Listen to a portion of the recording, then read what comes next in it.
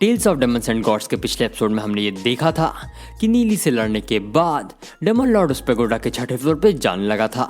अब उसके आगे तो इस एपिसोड की शुरुआत में हमें ये दिखाया जाता है कि उस डेमन लॉर्ड के जाने के बाद नीली इस फ्लोर पे कल्टीवेशन करने का फैसला करता है। लेकिन इससे पहले कि वो अपनी कल्टीवेशन को शुरू करता, उसके हाथ की जादुई अंगूठी चमकने लगती है, जिसके बाद उसी अंगूठी के अंदर से एक जादुई अंडा निकलता है जो कि बहुत ही तेजी से चमक रहा होता है।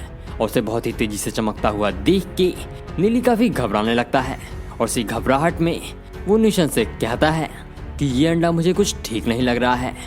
इसके अंदर से बहुत ही भयानक और डरावनी ऑरा बाहर आ रही है और मुझे डर है कि जो शैतान इस अंडे के अंदर आराम कर रहा है, अगर वो बाहर आ गया तो हमारी मुसीबतें और भी ज़्यादा बढ़ सकती हैं।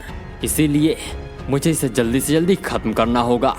और ऐसा बोल के नीली तेजी से अपनी ताकतों का इस्तेमाल करके उस शैतान को मारने के लिए एक फॉर्मेशन बनाने लगता है।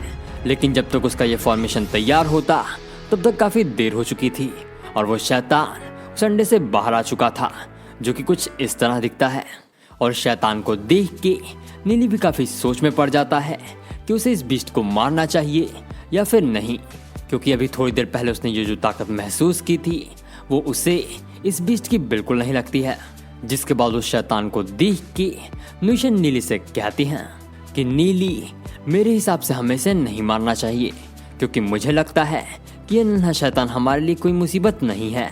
जिसके बाद वो आगे नीली से कहती हैं, और हमें तो इसे अपने साथ रख लेना चाहिए, क्या पता ये आगे चल के हमारे कुछ काम आ जाए। और निशन की इस बात को सुन के नीली काफ़ी सोच में पड़ जाता है।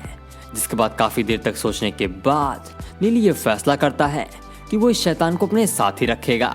जिसके बाद नीली के इस फैसले को सुन के निशन काफ़ी खुश हो जाती हैं और इसी खुशी में वो शैतान के पास जाके उसके साथ खेलने लगती हैं।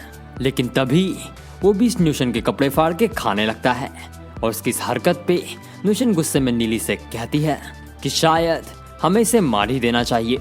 और निशन की इस बात को सुन के नीली मुस्कुराने लगता है। जिसके बाद वो निशन को समझाते हुए बड़े प्यार से उनसे कहता है कि निशन, शायद तुमने इसको गलत समझ लिया। इसने तुम्हारा कपड़ा फाड़ के इसलिए खाया है क्योंकि तुम्हारा कपड़ा जादुई लॉस और मैजिकल पावर से बना हुआ है और ये बीस्ट तुम्हारे कपड़ों को खा के बस अपनी भूख मिटाना चाहता है और कुछ नहीं। और निशन से ये सारी बातें बोलने के बाद नीली उस बीस्ट को भी समझाता है। लेकिन नीली की सारी बातें उस शैतान के सर के ऊपर से जाती हैं और वो शैतान दोबारा से निशन के कपड़े खाने के लिए उसका पीछा करने लगता है। वहीं दूसरी तरफ उस शैतान को ऐसा करता हुआ देख के नीली मुस्कुराते हुए कहता है कि लगता है कि मैं इस मामले में अब और कुछ भी नहीं कर सकता। और ऐसा बोल के नीली निशन को अगली बार से अपने साथ दो कपड़े रखने की सलाह देने लगता है।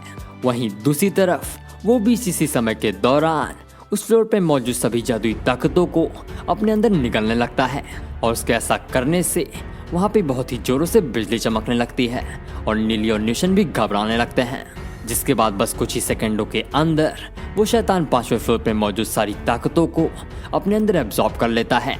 जिसके बाद फिर सीन चेंज होता है और हमें सभी सेक्ट के लीडर्स को दिखाया जाता है, जो कि उस बीस्ट की ताकतों को देख के आपस में कुछ बात कर रहे होते हैं। और उसी बातचीत के दौरान एक सेक्ट के लीडर बाकी सभी से पूछते हुए कहते हैं, क्या कोई मुझे बताएगा कि आखिर ये किस तरीके का शैतान है जिसके पास इतनी खतरनाक ताकतें हैं। और उनकी इस बात को सुन के फेदर गॉड सेक्ट के लीडर उन्हें बताते हुए कहते हैं कि ये कोई डेमोनिक बीस्ट नहीं है, असल में ये एक स्पिरिट बीस्ट है। और उनकी इस बात को सुन के वहाँ पे खड़े सभी सेक्ट के लीडर्स काफ़ी चौंक जाते हैं। और इसी के साथ ये एपिसोड यहीं पे खत्म होता है। वीडियो पसंद आई हो तो इस वीडियो को लाइक और चैनल को सब्सक्राइब करना ना भूलें।